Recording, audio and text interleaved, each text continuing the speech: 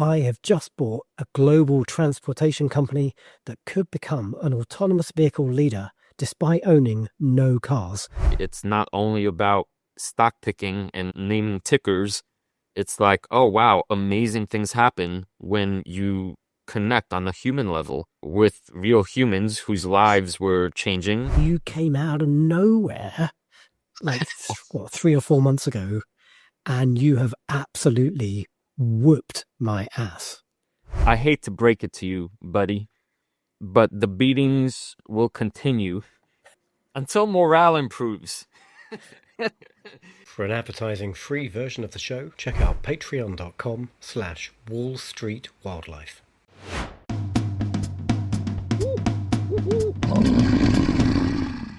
Welcome to the Deep Investing Jungle with your hosts Luke the Badger Hallard and Krzysztof the Monkey Piekarski. In this week's episode, it is the end of year 2 of the King of the Jungle Portfolio Challenge. This year, Krzysztof and I were adding $200 each, and we're going to answer the question, who turned that hoard of cash into the most bananas? And did we both beat the market? Plus, this week, Krzysztof is going to give us a masterclass in technical analysis for long-term investors using TradingView. And I have just bought a global transportation company that could become an autonomous vehicle leader despite owning no cars. Hang around for the back of the episode to hear about that one. Fantastic, Badger. This morning, you're lucky to have me because your pal Monkey nearly killed himself yesterday with one too many banana-flavored cocktails. And I remember, 2 weeks ago that you showed up and you were sounding a little worse for the wear, and you said, hangovers now are like a 2-day thing. Yeah. Can I tell you, I think what I went through yesterday felt even worse. You know why? You were drinking banana pants, right? Is that a cocktail or that's a bar? That was a cocktail. That I drank 2. I'm not gonna name the number of drinks I had. That's it was a disastrous quantity. But yes, banana pants. I had a banana pants cocktail and one there's a mezcal speakeasy in Austin in which they had a banana mezcal thing, and so I drank that too. You know what the tragic thing was? Being a disciplined gorilla sometimes. I woke up at 5:45 the next day, meaning the same day technically, because went to bed at an ungodly hour, and then I went to the gym. And I did a good hard workout, right? And I'm like, okay, this is I'm gonna you ain't the boss of me. I was like, okay, this isn't so bad. And then it was not till like 2 or 3 p.m. that the real hangover just like descended like a oh my God. Wow, very good. Ooh. Good effort in the gym. I literally put hangover in my diary. If I know I'm going out for a big one, I just block out. Usually like Sunday, it's going to be like a day on the sofa with the cat. That's I know I'm good for. Kids, do not try this at home. Or if you want to try it with us, we have the inkling of the concept of a plan to get together with a couple of our Patreons, potentially in Las Vegas in April 2026. So stick a hangover in your diary if you think you might be able to join us. Fantastic. That's right. We were workshopping an idea. Is Wall Street Wildlife ready for its kind of like inaugural first live person meetup? And talking to some of our Patreons, and I think we could give it a go. So we're tentatively putting April of 26 as a potential get together in the city of sin. So kids, if you're listening, or beasties, if you're listening to this, put hangover recovery needed for a full week sometime in early April. Awesome. Well, more details to follow. It may not happen. We're still trying to figure out if we can make this work. But to be honest, we've both been inspired by in real life get-togethers we've both had in the last month or two with a bunch of our Patreons, which is just an incredible coterie of really interesting folk out there. So why not get together en masse if we can make it happen? Yeah, I mean, this is the proof in the pudding that we've been talking about, that in the age of AI, it's not only about stock picking and naming tickers. It's like, oh, wow, amazing things happen when you connect on a human level with real humans whose lives were changing, and they're making our community just, you know, banger, and we're just having a good old time, and it's making all of it worth it. So to our jungle beasties, thank you. To our patrons, thank you. If you're hearing us on YouTube, check us out on Patreon, Wall Street Wildlife. All right, shall we get it over with? I need to rip off the pain of congratulating you on your incredible performance in King of the Jungle round 2. Yes, I think you should. And it's too bad. It's too bad that we have an ocean between us, Badge, because I would like to have received from you in person this year's the Holy Trophy. If you're not on the YouTube, he's got a fine-looking banana trophy right there. This was yours last year.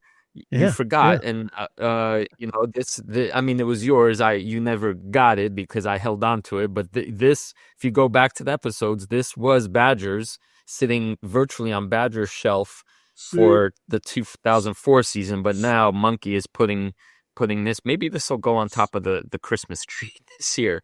But yes, it's very well deserved.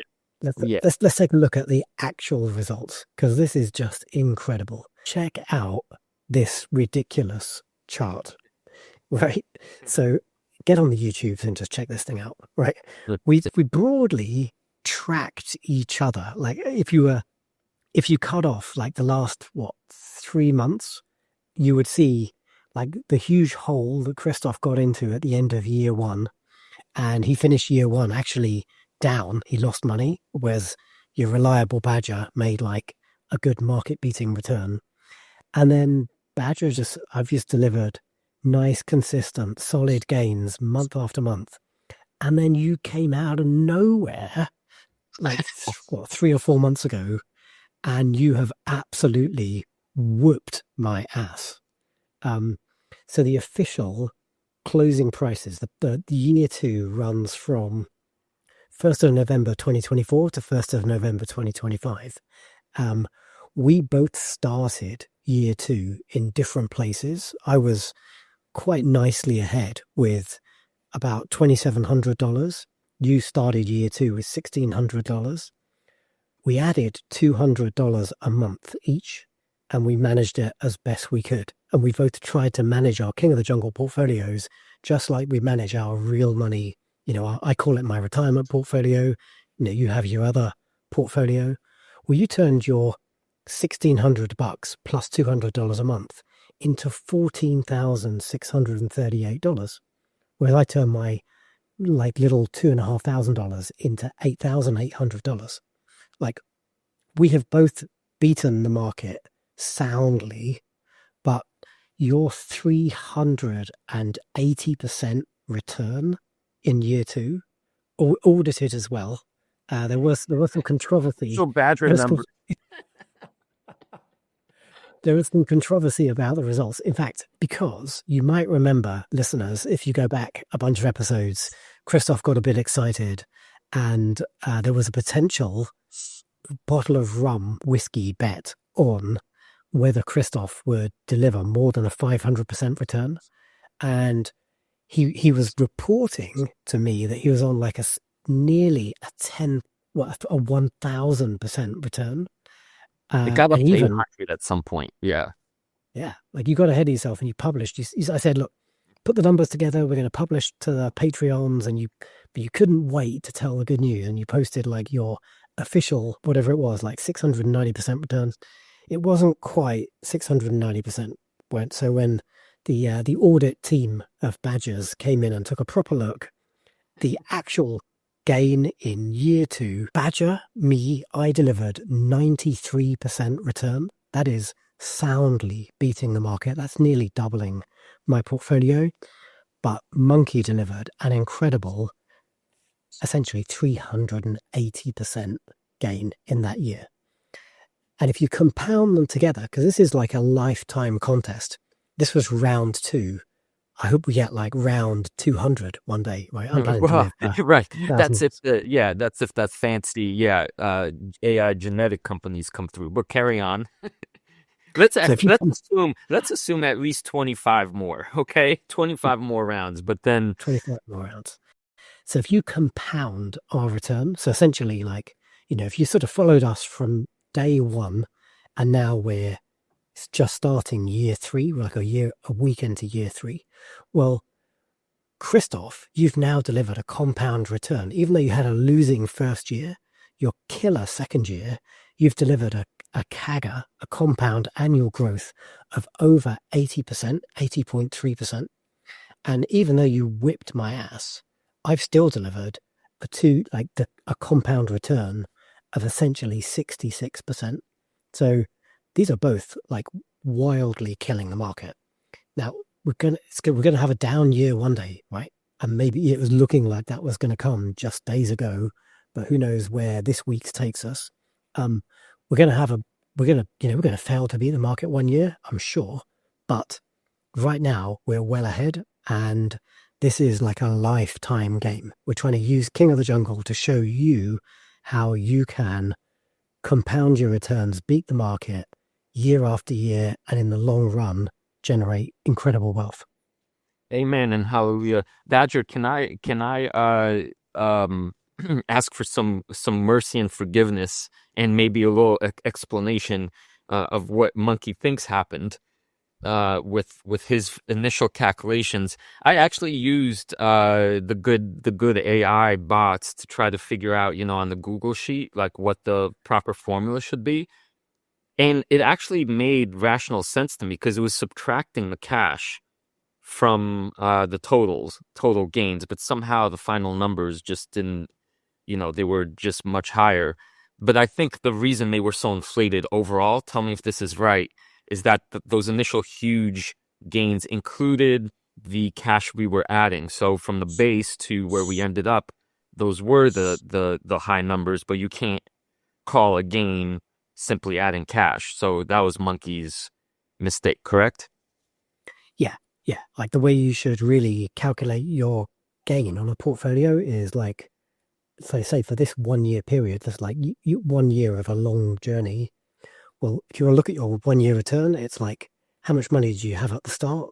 You need to consider how much new money you added, and like the time value of money, like a $200 added in the first month is more impactful than $200 added in the last month. And there's a simple formula we've used to calculate that called the simple Dietz method. And then you look at like your starting, your finish point, and then that's how you work out your percentage gain. Okay. Anyway, Now however you cut it, you kick my ass. right, correct. Now I have some bad news for you too. I hate to break it to you, buddy, but the beatings will continue until morale improves. But Monkey was eyeing his King of the Jungle portfolio, from where we're at.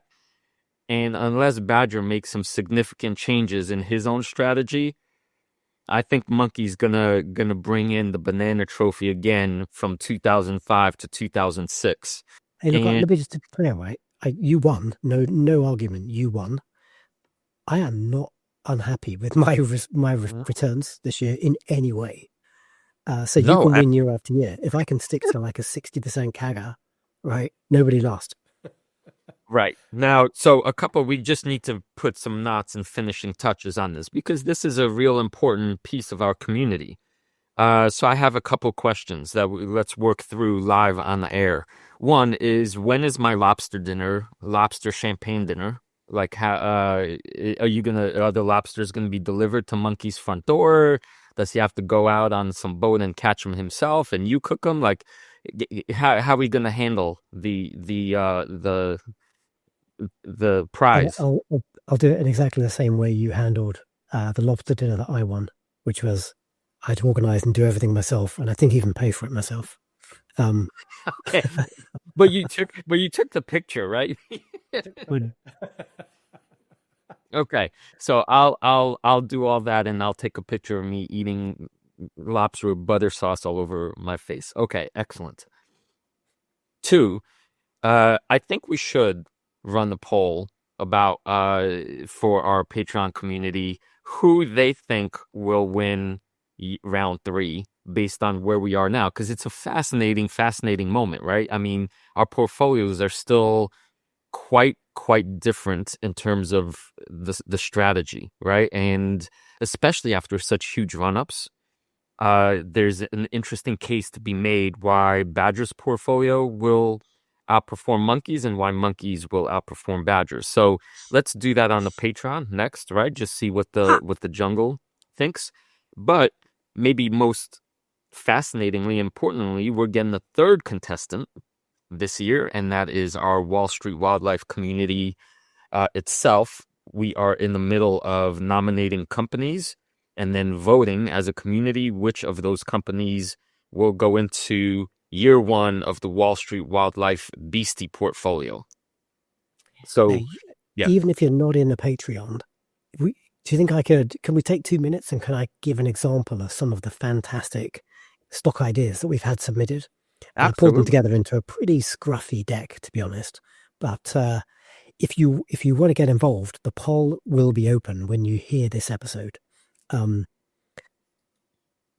pulled together a bit of a scrappy deck, but we have 16 very solid entries for the community portfolio. And in year 1, we're going to be picking, to start off with, 5 of these 16. So in no particular order: Novo Nordisk, The Trade Desk, Lemonade, Rubrik, Abcelera, Viking Therapeutics, Red Violet, Credo, The Real Brokerage, Flow Traders, Reddit, Oddity, Ondo InsurTech, PayPal, Transmedics, and Roku. And our community have kindly chipped in, and they've shared a little their thesis on each of these stocks. So if you want to have your say and go in and vote, and if you're voting, you get like 2 options, 2 points for your first option, 1 point for your second vote.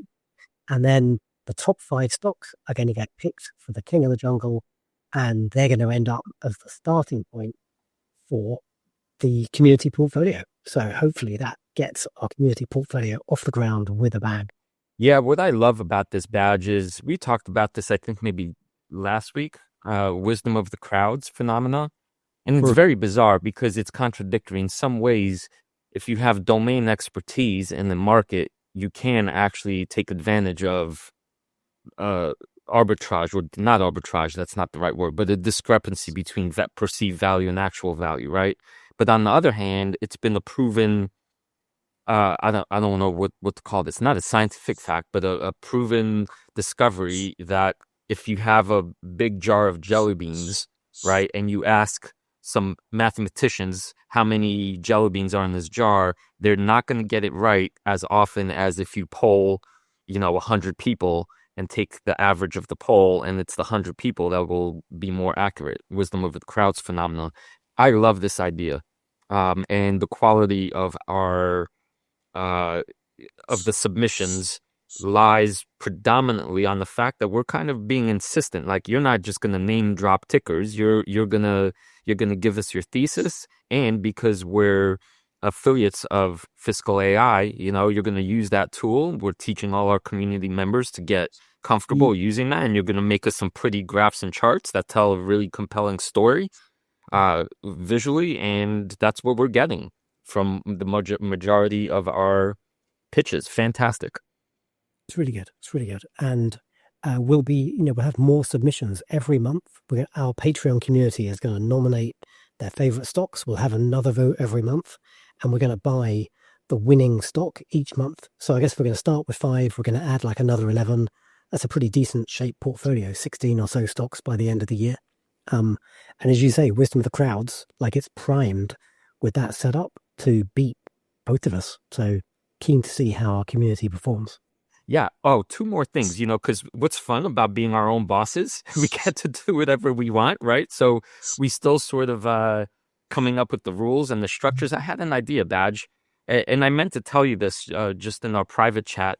I thought that there should be one rule about, say, double dipping in companies, like so that encourages original companies and original research rather than, say, duplicates. But what's interesting is that you bought ASTS after I had in my portfolio, and I thought, that's actually, confirmation, and it's good that, we both see things the same way. That's great.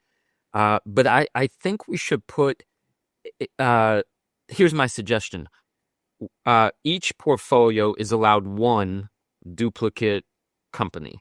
So that, for example, uh because that shows conviction, right? Like, again, that's great, but no more than one, or maybe two, whatever. We get to decide on that. So in theory, just between me and you, I could still, for example, I'd still be able to say buy Google, right? Even though you have it, but that would be my one.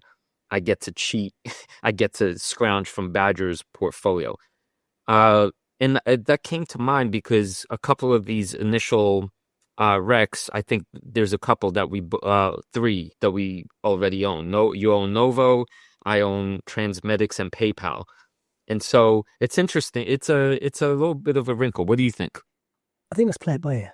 I think there shouldn't be any hard rules. Let's let our community do whatever they want to do.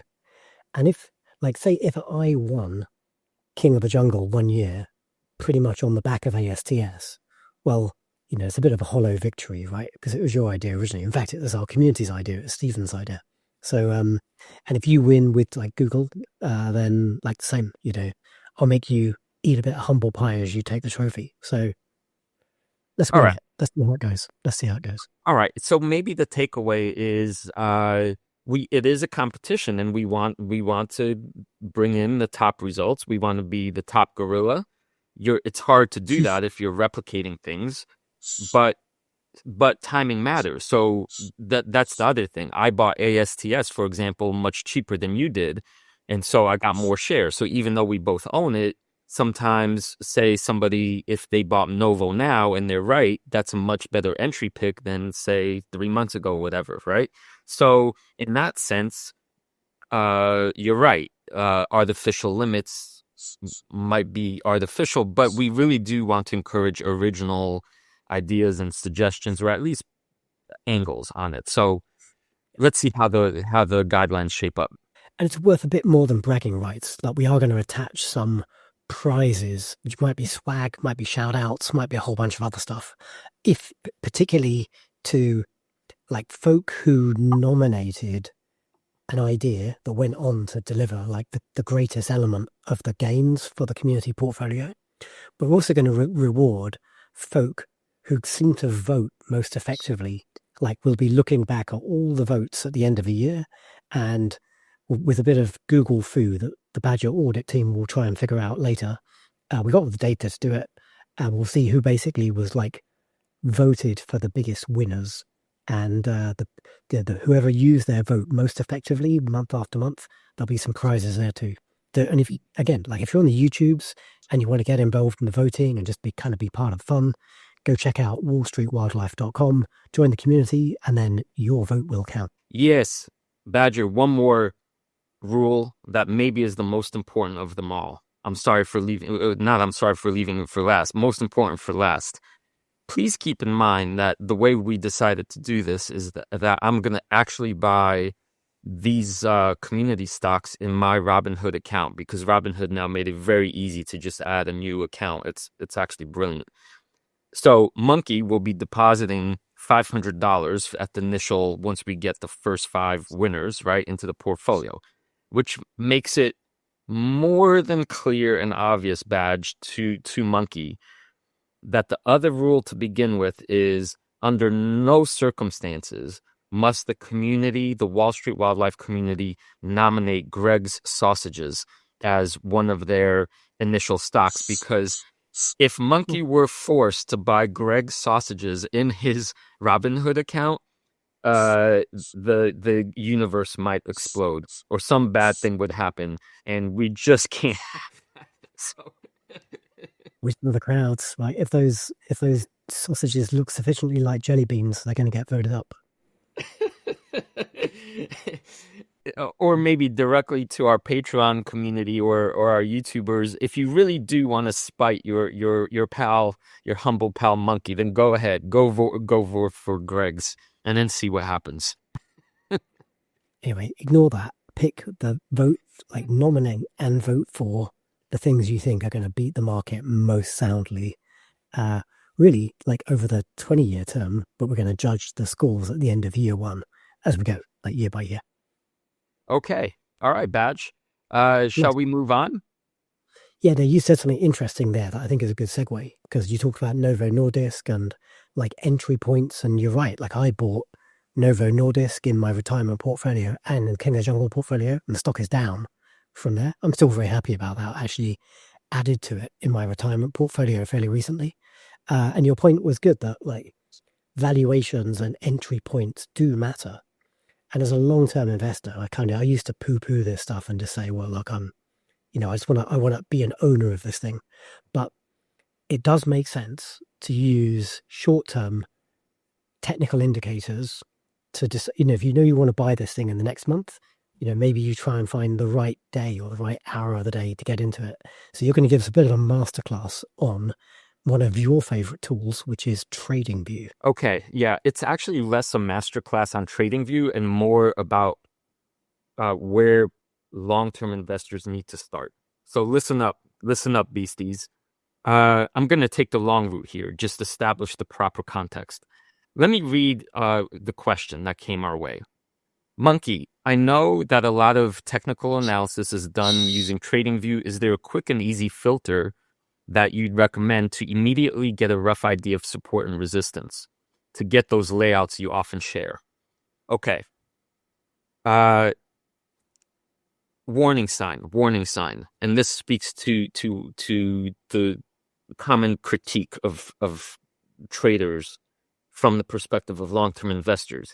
It is incredibly easy and tempting for anybody that starts doing this stuff to immediately start clogging charts with all of the patterns and the lines and the fugazis, you know what I mean? And I am deliberately going to say no. We're going to start with the fundamental thing you need to do, and it requires basically nothing. It really requires very little. So down the road, I will provide more layers and more fancy gizmos, but not now. Here's the first thing you need to learn to do as an investor.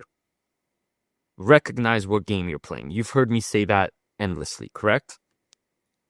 In this moment, I'm speaking from the perspective of somebody that is investing in the company. So they are not buying it to swing trade it. They're not buying it to day trade it. And they're certainly not buying it to scalp it.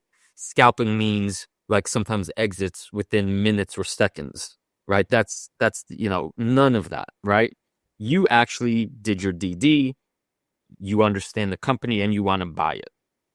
That's the context, right?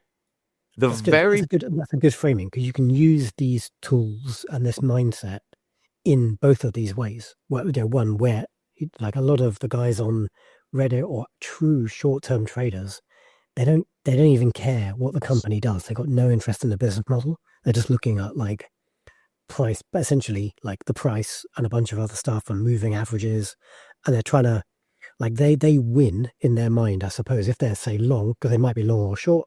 If they're long, they're trying to buy it for, let's say, $10 and they're trying to sell it for $15 and then they're out.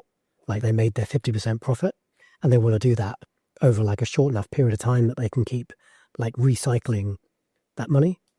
Right. But if you're a long-term investor, like you might use these tools to find when to buy, but your intention is still to be then at that point become a long-term holder.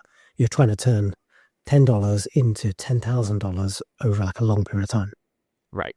Okay. So I'm going to introduce two key ideas first. Number one, before you use anything that you would consider fancy. All you need to do is open up a stock chart.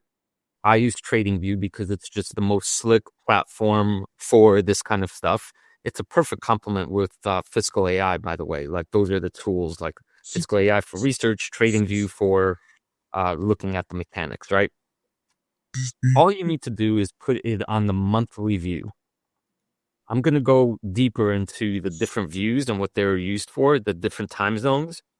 But on the monthly view badge, you see very clearly, just using your eyes, one fundamental thing. Is the company over the many months, so usually you're now looking at years, is the company's price gone up? Has it gone down? Or is it going sideways? And it's just incredibly clear. Okay? So, Badge, you're looking at this chart, correct? Of Global Water Resources. It's a company, I have no idea what they do. I don't care. But this is just a perfect example of the first step. Looking at this chart just visually, from the beginning of the candlesticks to where this photo was taken, late October, mid-October, how would you describe the direction of the price? So I guess if we're looking, well, okay, so this stock was kind of doing some stuff, and it started to decline between, say, on the picture, you got like November through to about early April, and it looked like it'd been a massive down, and then it dropped off a cliff, and it seemed like it was trading at like a much lower level, like $10, and then as the image was taken, like I guess a few days or weeks before that, it suddenly jumped back up to like its previous kind of range. Right. Okay. So I would say in short that the movement here is down for the first half of the picture, approximately, then sideways, and it ends with a very big, massive up. So momentum-wise, if we actually disbar that very last jump, I would say the momentum is down in general, down and now down and sideways. So first important point is, only knowing that, I would not be tempted to invest in this.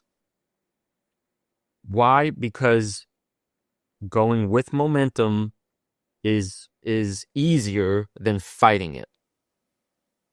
So that's point one, and that's visible here, right?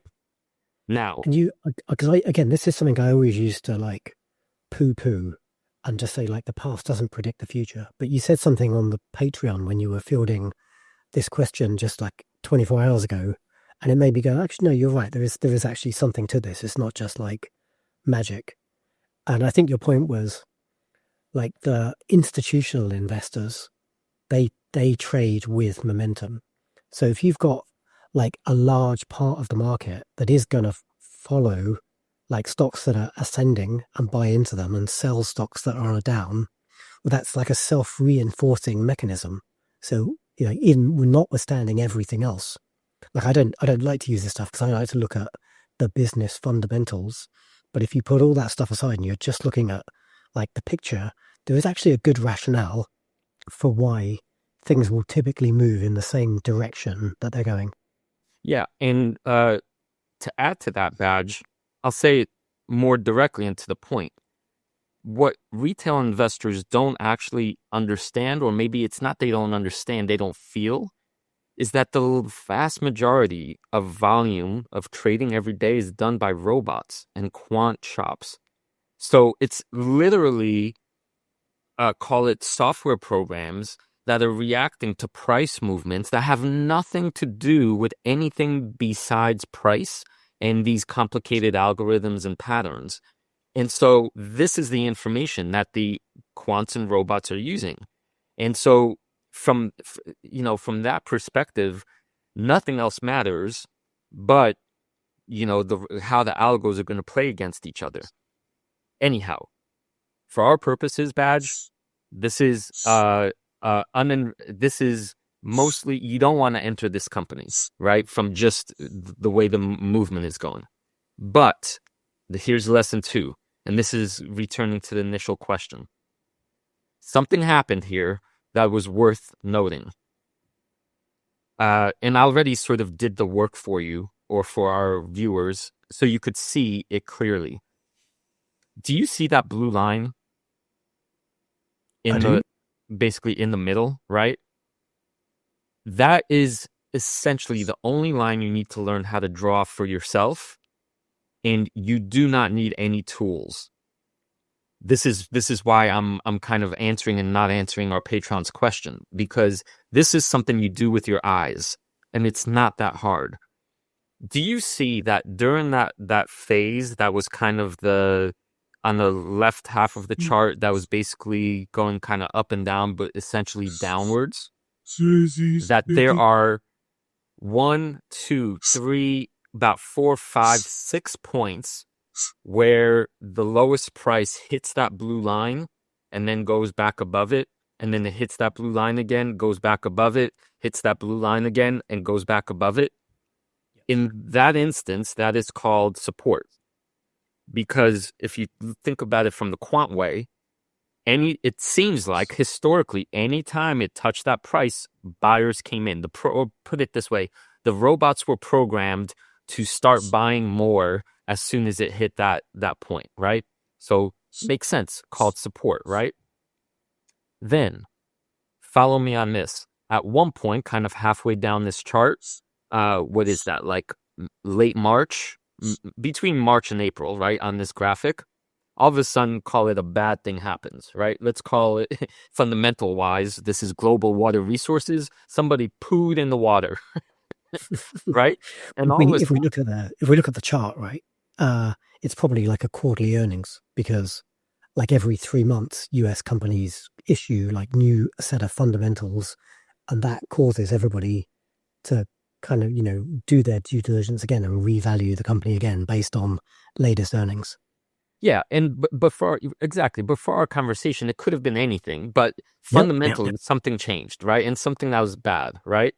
So all of a sudden, that moment where the bad thing happened, we broke that support line, that blue line, right? And notice, this is what's fascinating, is that even without knowing why, for the remaining months or weeks, the price went sideways, and then in a couple of moments it approached that blue line, literally touched it. This is the kind of like when technical people say, look, this is not coincidence. There's that one point on this line, July something, where the highest price literally touches the blue line and then goes back down. So then it stays below the line, and then we get to the very last candlestick at the end. But you can basically see this chart is divided into 2 halves. The times the price was above the line and the times it was below the line. And that is called the support/resistance line, right? Think of it this way. That line is like a magnet. The algos are drawn naturally over time to that line, and depending on the fundamentals, they will continue, call it testing that line, right? So if you are a trader, if you're thinking of owning this thing and you could see that there's not enough, call it good news to say break that line, then you don't want to buy in because there's not going to be enough juice to kind of break past it. And this is why I picked this photo. What happens now, whatever it was, October, right? We see that now a good thing happened, right? A good thing happened, and we're back exactly at that line again. So if I'm now thinking of owning this thing because I've done my due diligence, I am not going to buy yet. I don't actually know what happened. We could probably call up the chart and figure out, right, whether it's now above or below the line, but we don't need that for educational purposes. If I'm thinking of buying this right now, I'm asking myself one question. When it hit that line, did it then go back down, below, or did it actually break that line and go above? If it went below, I'm now not buying it still because nothing about the momentum changed. That line is still resistance. It still doesn't have enough juice to break. But if the fundamentals were good enough and it broke that line and one of those candlesticks now closed above that line, that is when you enter, because that that resistance line in technical trading terms became support. So TLDR, you gotta do two things. Get on the monthly view, see the momentum direction. Two, all you have to do is train yourself to draw one of these lines, and you do it by literally looking at where the candlesticks touch. You draw your line, and then you wait. Then you exercise patience. And you get to this moment where it gets tested. If it breaks, then that's your go. If it goes below, that's your not yet signal. How's that sound? Right. I mean, this is a little bit of where the art comes into it. A lot depends on your understanding of the company, and obviously, depending on the frame you want to use. The more information you have, meaning the more data points, meaning the longer the time zone, the more sturdy that value, is worth. If you're long-term investor and resistance breaks into support finally after, call it 4 years, that is really, really valuable data. But if you're doing more of the short-term thing and you're only looking at a couple of weeks, that could be just more short-term trading games, and you can't, that signal is nowhere close as valuable as the zoomed out picture. But I'm glad you asked that, because we're going to do round 2 of this exercise. This time, we're going to go live, and I'm going to show you another chart. This one is very important for our community because it's one we're discussing and where I did a little charting stuff on my own. And I'm going to ask you to tell me what you see here. And we're going to see how good Badger is with crayons. Badger plays with crayons. Okay. So, pop quiz, Badge. Here's how I thought I would ask you this question. Can you see the numbers okay? This is an actual live view of my TradingView watch list. So all Monkey's companies that he's looking at are, the tickers are bouncing up and down, but the chart itself is of Novo Nordisk, right? I think that, yep. And I want you to, as best as possible, zoom in so you could kind of see as finely as you can. I want you, here's what I'm asking you to do. Draw for me 2 lines. So this is just visually. This is again, this is not more complicated than using your eyes. And if you had to draw 2 important lines of that support resistance levels, where might you draw them? All right, sure. There's actually 3. There's actually 3 you could draw, I think, pretty easily. But for one, Mike, this is not the weekly view which you talked about, because I can see this goes back to like 2014. So this is the monthly view, right? So I'm glad you mentioned that. This is you're looking at the price history of Novo Nordisk for basically the last 10 years. Right. So this is for long-term investors, which are that's our gang. This is the chart that I would highly encourage everyone thinking about buying Novo to look at and draw these 2 lines or 3, depending. Where might you put?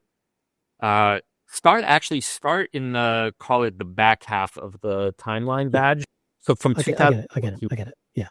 All right. So, and like if you're on the YouTubes, you might not be able to read like the little numbers. So apologies for that. But I guess over this 10-year view, it feels like, where it kind of bounced up and down. Is that like 28 to $32, something like that? That's kind of where you are now. Yeah, exactly. Yes, exactly right. If I'm drawing a line here, this is where I would do it. Right?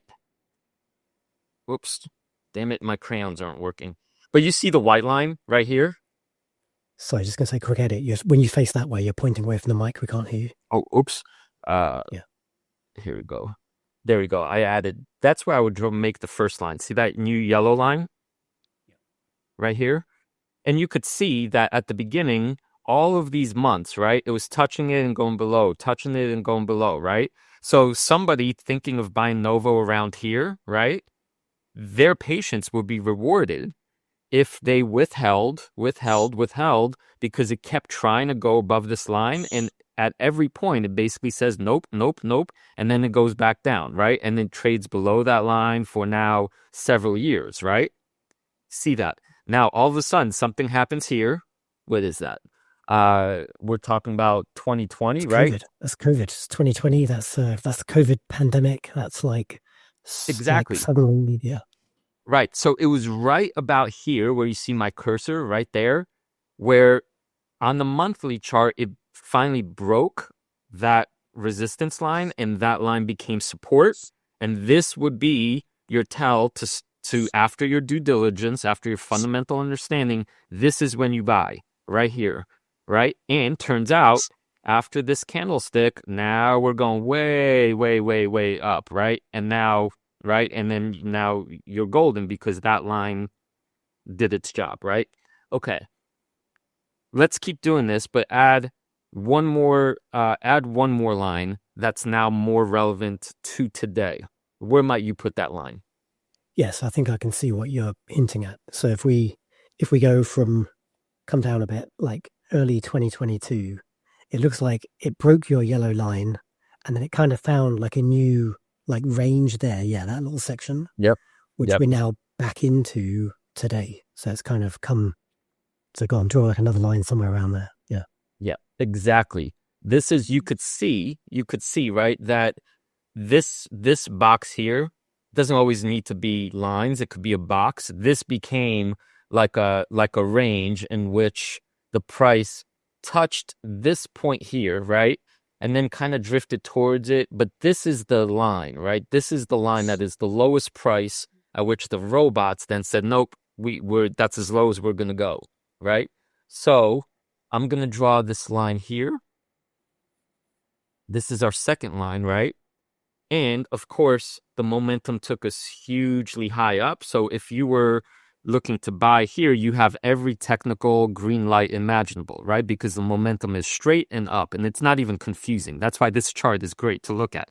There is zero confusion about whether you're going with momentum here, right?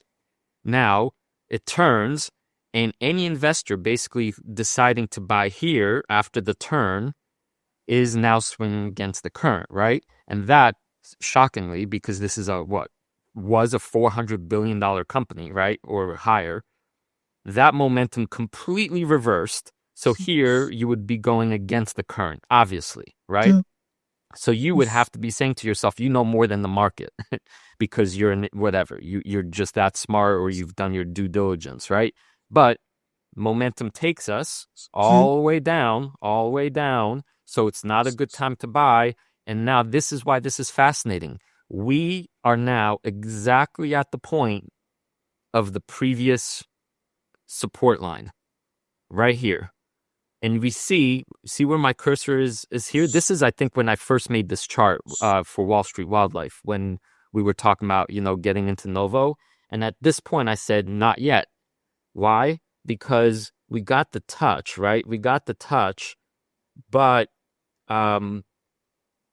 that trend never really developed. So here actually was let me take that back. Here might have been like a decent point where you could say, if you trust your due diligence, it touched this line. You're like, okay, you're betting that the momentum is now reversing, right? So if you believe in the company, this wasn't a bad place to say, take an initial bite. That's what I would have done. Take an initial bite. But here we see that, nope, that's not, it just didn't, it's reversing now. So the real momentum did not change. This was, let's say, hopeful news that didn't pan out. But it's this moment here that now I'm really interested in, because we're back exactly at that line. And if I'm thinking about investing in Novo, and this is the TLDR, I am going to wait. Right? I'm confident in my research. I get it. I want to buy more shares here. But it's not until we see what happens at this point that I'm going to buy. Because if we break down below this line, the momentum still continues to be down. You'll be fighting the algos. It's going to be the catch and falling knife phenomenon, right? You're not going to beat, your purchase of however many shares are not going to overcome the algorithmic force that is down. But to the contrary, if we see this touch this line and now the price starts bouncing above it, that's where I would say, okay, now you can buy your initial, call it third or quarter, right? And monitor, because if it then starts drifting up again, now you keep buying. Now you have more confidence that this line will act as support and that things are actually turning momentum wise. Break down here and we have a shot actually at drifting down, way down to maybe this next line, because this looks like it could be another line from history. It might drift down to 37 in terms of. Let me jump in because I'm kind of reluctantly with you on this journey. I sort of see something in this. This is not something I ever intend to use as part of my own process, but I kind of see what you're pointing at. But if you tell me that in, say, 2025, 26, that bottom line you drew, like the $29 line, has any relevance in any way today, because that was like, in your lingo, like a support line that was established back in 2015 through 2020. Like this is not the same company now as it was then. And so in the real world, if you take all the mystical stuff out, there is no reason why what it did 5-10 years ago will have any bearing on the company today. Right. So great. Let me address that point. You're absolutely right, Badge. Because this is such a long view, we're talking about a decade here. Anything that happened like way, way, way before has less value, call it, or less weighting than whatever the new levels are. So you're absolutely right. So, I mean, I'm talking about like a holistic picture, right? So yes, ignore those initial lines and we could just cut this chart in half and just look at, let's say the last 4 years. And that's why the main thing I would say is look at it's this level now, the 45, 40 level. That is the main line, the one line you need to pay attention to. Having that deeper understanding of the company's history, and that's just another data point. But yes, absolutely, you now weigh this line right here way more heavily. And let me finish this little school segment, Badge, with one important, I think, behavioral tip. You and I always say that to be a successful long-term investor, you need to cultivate the virtue of patience, right? Patience is maybe the hardest thing, right? And it differentiates winners from losers in all kinds of ways. When you actually get used to doing this kind of thing and you stop thinking of it as, and you don't actually, let me put it this way, you don't overcomplicate it by saying you don't start overlaying it with more mumbo jumbo, then all it's asking you to do in a moment like this is be patient. Just wait a little bit longer and you will know whether the price is going to keep going down or whether it's going to start going up. And if it keeps going down, wait. Patience, grasshopper. If it starts going up, yes, you're going to pay a little bit more, right? Because it started going up, but your risk goes down significantly. And that's kind of how really successful long-term investors do their business, right? They'd rather buy a company that's already excelling. It's already demonstrating the goods. And yeah, you pay a little more, but now you're reaping the benefit of excellence. Same thing here. You want to wait until the momentum is more clearly on your side. Okay, cool and all, and this is like another skill set you can overlay, because ultimately you and I are long-term investors and we look at the fundamentals, and let's not confuse anybody that we're like technical trading guys. We are not. But and you use this stuff as like an add-on to your long-term skill set. Now, there is you said they're like successful long-term investors do this stuff. Well, they don't all do that. Some do. And some successful long-term investors completely ignore this stuff, right? And like I want to sort of defend just for a minute why I think it's you can completely ignore like all this price action and all these charts and graphs and like what could like a downside, what can go wrong? Because if you're not disciplined and you don't have the experience born of like decades of doing the stuff, then your emotions are going to take control. And so let me just give you an example. Say you drew your support lines and you're like, okay, I'm waiting for the momentum to turn. And if you're really diligent to the sort of the approach you just outlined, well, when you see enough on your weekly chart that you're like, okay, or monthly chart rather, like, okay, now I can buy, and then you buy, great. But if you're not disciplined, or you don't really, you don't have the courage of your convictions of that full technical trading skill set and your long-term skill set, well, you might find that you feel you've missed the bottom, and you're like, okay, well, it's going up, but I'm just going to wait for it to come back down so I can buy. And this is a trap that newer investors fall into all the time, which is they anchor on a particular price, they try and time the market, and they try and sell, and then they hope they're going to rebuy. And if they miss like that, one golden day or minute, whatever you're looking, where they didn't catch like the very bottom, they just kind of never rebuy. And so I'm not saying it's going to happen to you every time, but if that happens to you sometimes, well, that's how you miss like opportunities like Rocket Lab like a year and a half ago. If you didn't get in, it was down at like $3 for a little while. I was just sort of buying and owning and adding at between sort of $3 and $4 and $5. Well, if you say it got to like $6 and you're like, oh, I'm just going to wait for it to get back to $5, and it never does. And that, it was briefly like a $70 stock and it's now like a $50 stock. It's going to fluctuate wildly, but we're probably, barring like a very, very serious like destruction of the company, we're probably never going to see $6 again, right? And you just miss like a life-changing investment because you're quibbling over a couple of bucks when what you just want to do, if you want to keep it simple, I'm not dissing everything you've just told us. I'm just saying you don't have to do that. If you want to keep it really simple, you find incredible world-changing companies and you just kind of buy them at almost, I'm going to say at any price. I don't mean at any price because something like Palantir is like an insanity level valuation, but you buy it at any reasonable price and then you just kind of sit back and ignore it for a decade. Yeah, I think we're talking about, now we're getting into medium/advanced level things. There's multiple skill sets that as you get better and better, you can use simultaneously. So it depends on what audience member we're talking about, right? I think for a beginner, I think you're right. If you want to keep it as absolutely simple as you can and expand your timeline, then you say to yourself, timing doesn't really matter to me because I'm happy to wait 10 years. If you're more in that medium advanced grade, you'll say, you know what I might do? I might break this purchase down into thirds.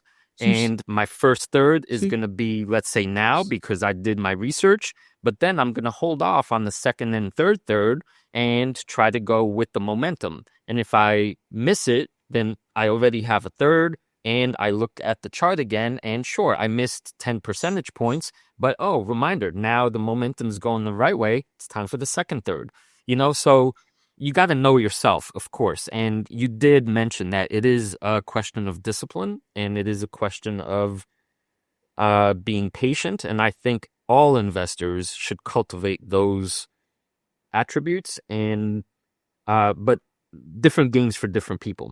Yeah, it's good. I'm glad let's do this regularly. And I think it's like, if you go back 2 episodes ago, I did a bit of a 15-20 minutes on intuitive surgical where we actually looked at the fundamentals and we looked at some stuff in Fiscal.ai and we looked at like the quarterly earnings.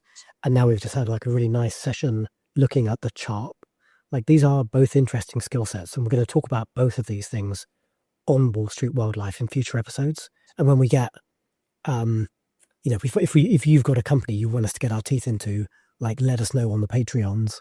And from time to time, we'll try and do that.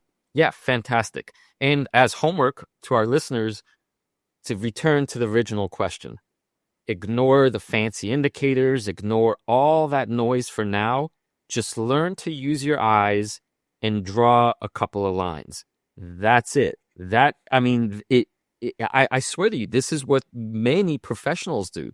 They've gone down all the, crazy rabbit holes, and they're like, for the fundamental view, that's all you need to do is draw like 1 or 2 lines and you're good. So I hope this was useful, and I'm happy to do more, like as per your suggestion. Badger, enough crayons. Put your crayons down, buddy. Tell me about your latest purchase for the King of the Jungle portfolio. What are you buying? Yeah, I bought in my retirement portfolio and King of the Jungle, Uber, the transformation giant, like the transportation giant.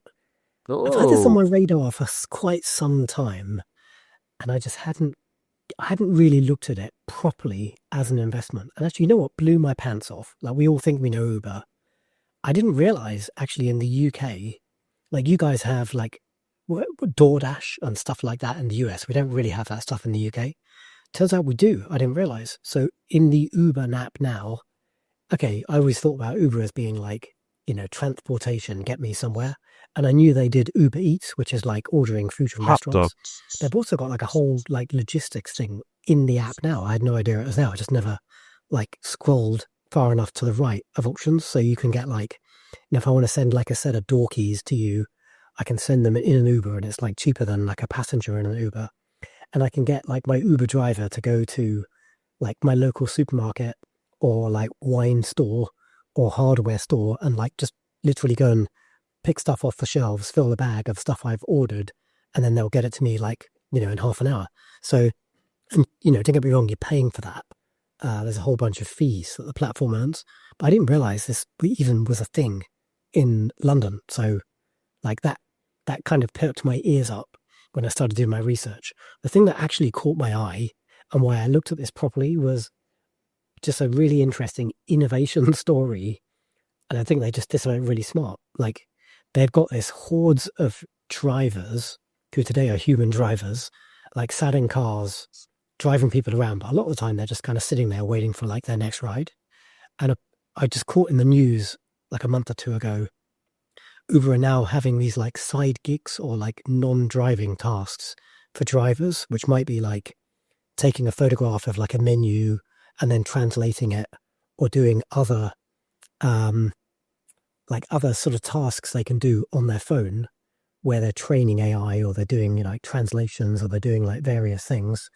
And then the driver can earn like a few bucks in their non-driving time. I think that's really smart, like leveraging. It's like, it's good for Uber, it's good for the end user, and it's good for like the driver.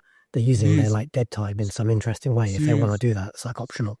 So that just made me go, this is like a really innovative company. This is not just like, a transport company. And so I started looking at it properly.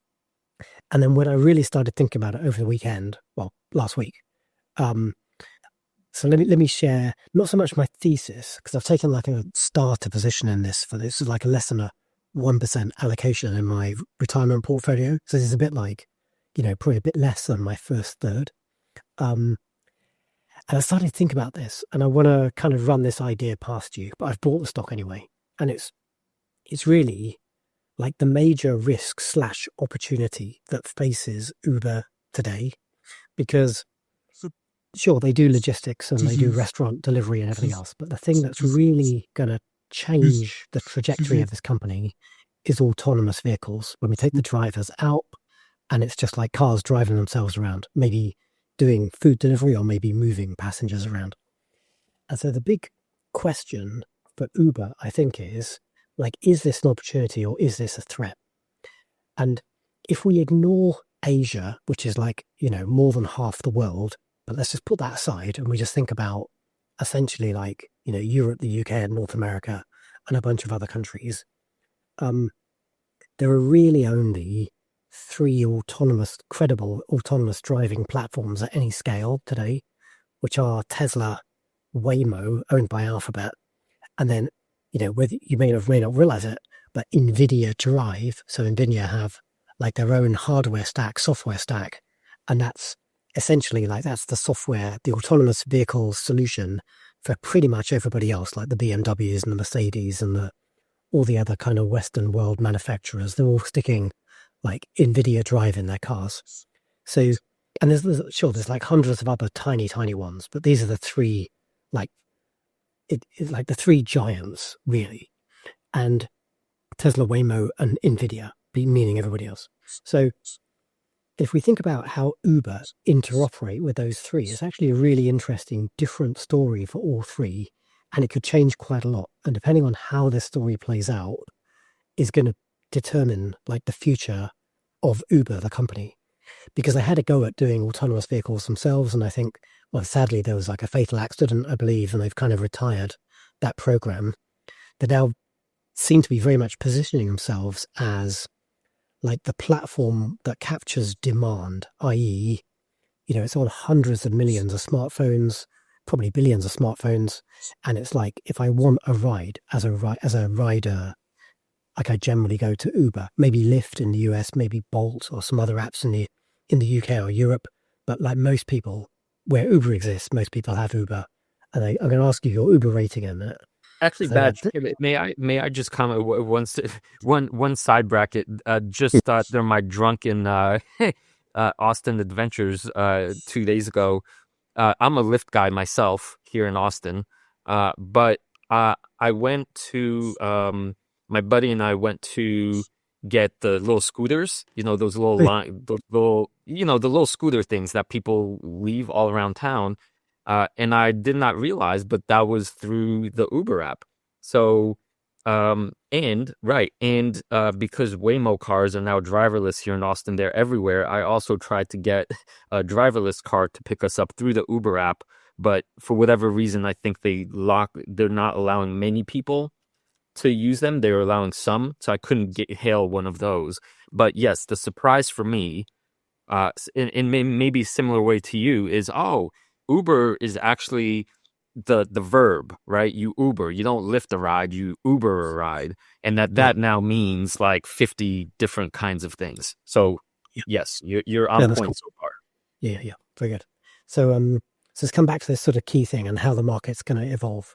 Like if we just accept that Uber probably aren't going to launch their own platform again, and they're trying to become like the demand aggregator, so the one app that most people have on their phone and go to if they want to go from A to B, rather than most people needing to have like the Tesla app, the Waymo app, and then like the Nvidia app, or maybe even like, the Mercedes app and the BMW app and everything else.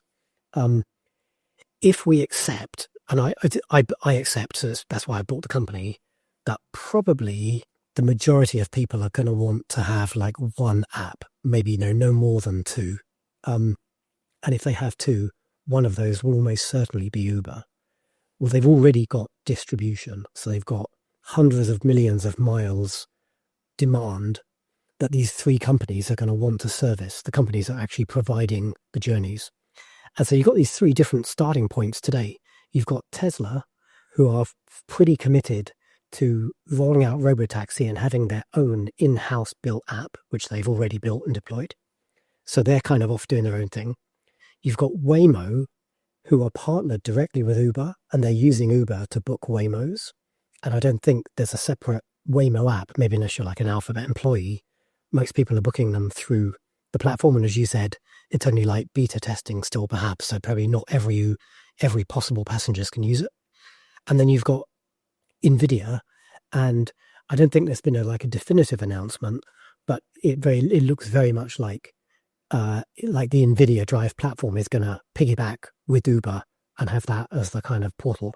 So you've got kind of Nvidia in, Waymo in, Tesla out. Now, here's the question, right? If we believe there's probably just going to be this one app, okay, maybe Tesla cars are nicer in general. I'm happy if I book an Uber and it's like a Tesla. I'm like, oh, cool, I've got like a Tesla coming, not like some Honda Civic or whatever.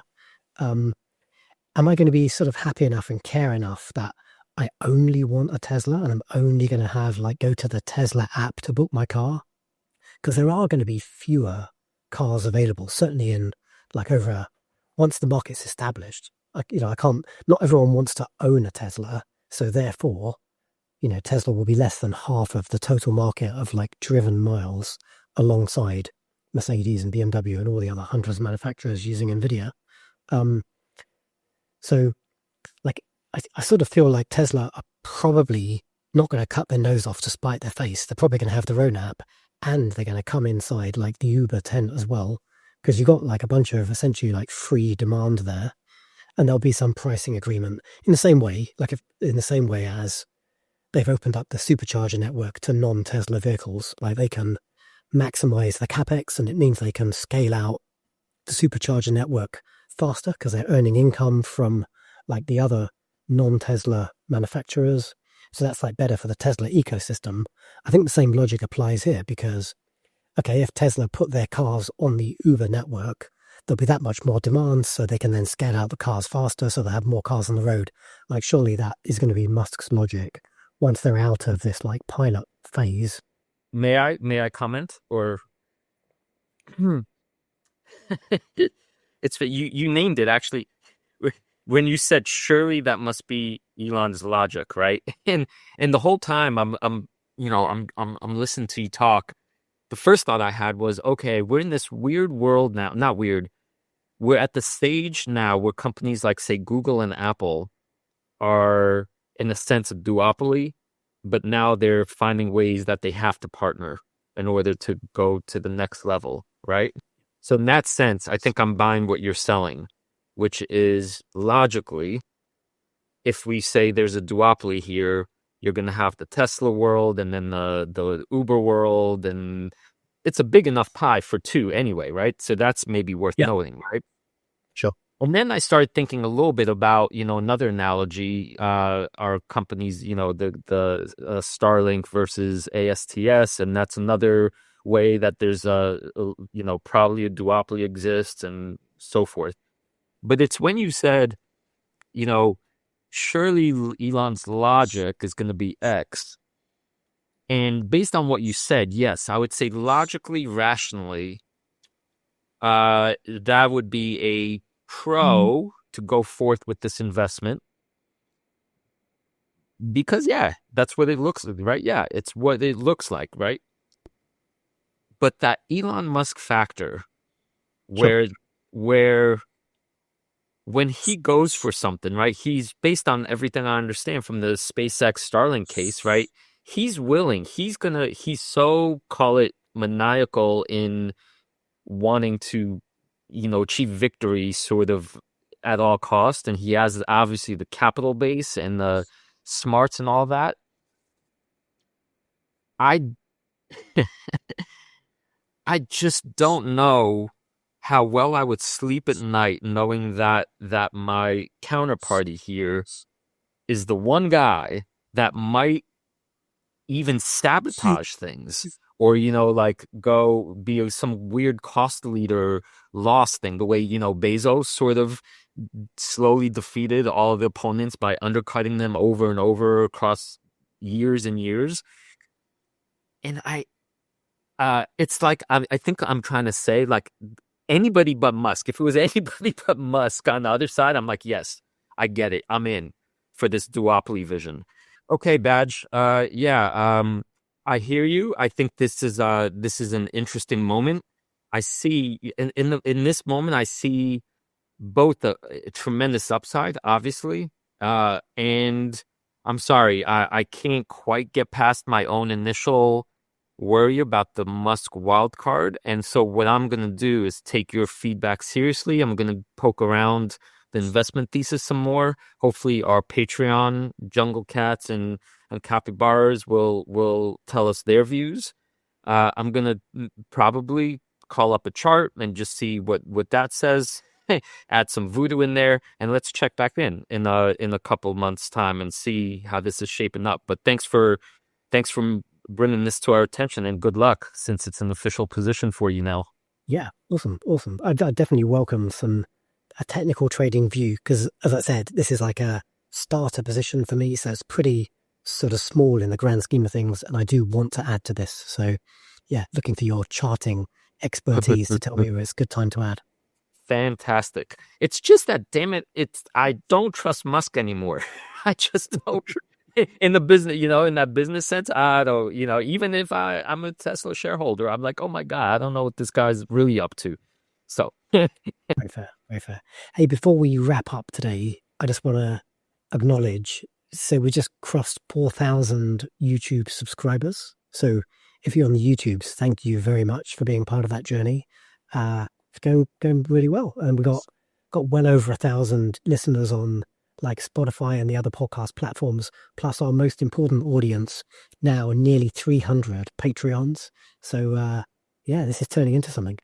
Yeah, we're doing something, Badge.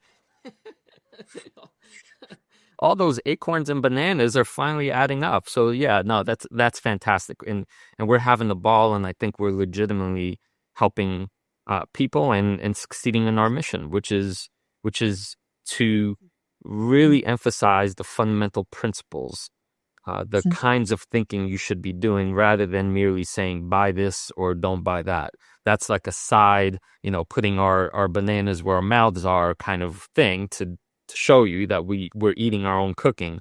But it's the principles in the community really that we're growing and fostering, and it's obviously taken off. So yes, thank you, and good job us. Yeah. Woo woo. Next milestone is 5K, baby. 5K. Yeah, it's coming quick. It's good. We're gonna hit like 5,000 subscribers in the next couple of weeks. I think it's awesome. Yeah. And one thing I want to say, that like if you're listening to this, because I was almost like I was always excited in a weird way, because like Thursday, Friday last week, the market. Today is the 10th of November. Like last week, the market started to take a bit of a downturn. We had like 2 down days, and it looked like maybe that's the beginning of the end for like this growth cycle we've been in for quite a long time. And obviously I'm like kicking myself because I probably should have sold a bit more. I have started raising cash, but I probably could always do a bit more. But at the same time, I was quite excited over the weekend, because I'm like, well, this is actually where the podcast is going to prove itself, because we are here for the long term, and we're going to be investing alongside you guys through the next couple of market cycles. Like every cycle is like 5+ years. We are going to be here losing money alongside you when the market goes south, and we're going to navigate that as best we can. And hopefully, we can still afford to like pay the electricity bill, and we can still keep producing the podcast. And like, it's real, it's legit. Like this is exclusively how I fund my life. And Krzysztof, you're a professor, but your investments are a very material part of your own like wealth and future. So this shit is real for us, and we're going to lose money alongside you, and we're going to navigate our way through that pain. Don't know when it's going to start. It looks like it didn't start, because today is Monday, and it looks like the market's on its way back up, because like there's a $2,000 stimmy being paid, and God knows like other random like puppet things to try and keep the market afloat. Don't know how long that can go on, but it's like the music still seems to be playing right now. That's right. And one way you'll know is that next year's winner of the top banana trophy, we're gonna need to decide if things went well. Maybe we'll upgrade this to a slightly less plasticky, bigger version, or if things go down, maybe this too is a little too extravagant. So time will tell. But yeah, we're very much in this with you. Very good. Well, that was a plotbuster episode. We got a whole bunch of stuff we didn't get to. We're pushing it to next week. But Krzysztof, are you ready to become a Beastone investor? Look at the hat I'm wearing, Badge. What's it say? What's it say? It says beast. It says beast. Well, there you go. There's your answer.